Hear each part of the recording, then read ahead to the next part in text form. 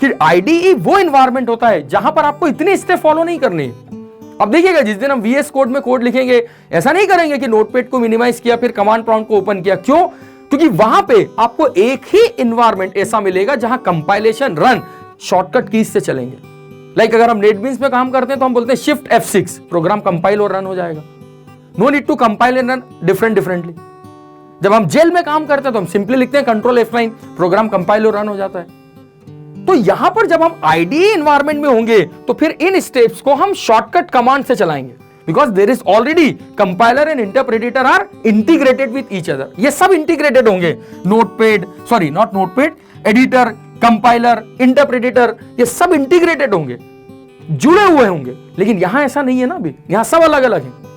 तो आपको सबसे पहले नोटपैड ओपन करना है, ठीक। तो ये पूरी स्टेप्स हमने कैसे फॉलो की, देखो आप, मैंने आपको क्या बोला, स्टेप 1 पे अगर आप नॉन आईडी एनवायरनमेंट में हैं तो स्टेप 1 पे आपको नोटपैड ओपन करना है, जावा का कोड लिखना है। सर आप बोलोगे सर कोड में लिखना क्या है? अरे बेटा जब नेक्स्ट लेक्चर आएगा तो मैं आपको वही समझाने वाला हूं कि इस कोड में लिखना क्या है, डोंट वरी।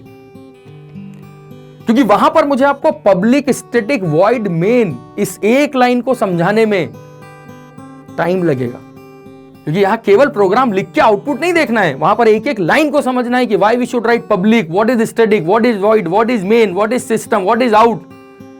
एक एक लाइन को समझेंगे, डोंट वरी, राइट। लेकिन स्टेप 2 पे आपने जावा का कोड लिख लिया, देन स्टेप 3 पे आपको कमांड प्रॉम्प्ट ओपन करना है with the command call CMD। ये कमांड आप टाइप करेंगे कहां पे? अपने सिस्टम में स्टार्ट बटन पे। स्टार्ट पे आके आप CMD टाइप करेंगे, कमांड प्रॉम्प्ट आ गया। जब कमांड प्रॉम्प्ट आ गया तो आपको इस तरीके का एनवायरनमेंट मिलेगा। अब जिस भी फोल्डर में है, ये मैंने केवल एक आपको समझाने के लिए फोल्डर का नाम लिखा हुआ है कि सी में, विंडोज में यूजर नाम का फोल्डर हो सकता है, आप इस फोल्डर में हो या किसी और फोल्डर में, आप CD/ से सीधे रूट पे आ जाए, या CD ...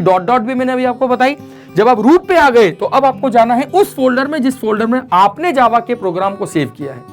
जैसे हमने अभी एक फोल्डर बनाया माय जावा के नाम से, जहां पर अभी हम जावा के प्रोग्राम को सेव करके आ रहे हैं। उसके बाद नेक्स्ट स्टेप में आपको यहां पे एक बार dir देख लेना है कि आपका .java का प्रोग्राम सक्सेसफुली यहां पर आ चुका है। एंड देन नेक्स्ट स्टेप में आपको क्या करना है?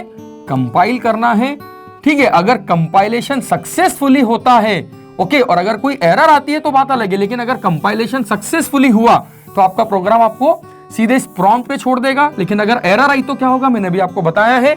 यहां पर आप एक बार dir कमांड चला के देखें ताकि आप ये कंफर्म हो जाएं कि हाँ .class फाइल भी बन चुकी है। इसके बाद नेक्स्ट स्टेप में आपको लिखना है Java command which is use to call a JVM, which is use to execute JVM, और उसको चाहिए .class फाइल। तो देखिए जिस फोल्डर में आप है वहां test.java भी है और test.class भी है, तो आपको .class एक्सटेंशन नहीं यूज करना है, बिकॉज बाय डिफॉल्ट ये JVM जो है वो सीधे इसी कमांड को फैच करेगा, इसी प्रोग्राम को, टेस्ट को, .class को, right. And once this program will execute you will get welcome in Java.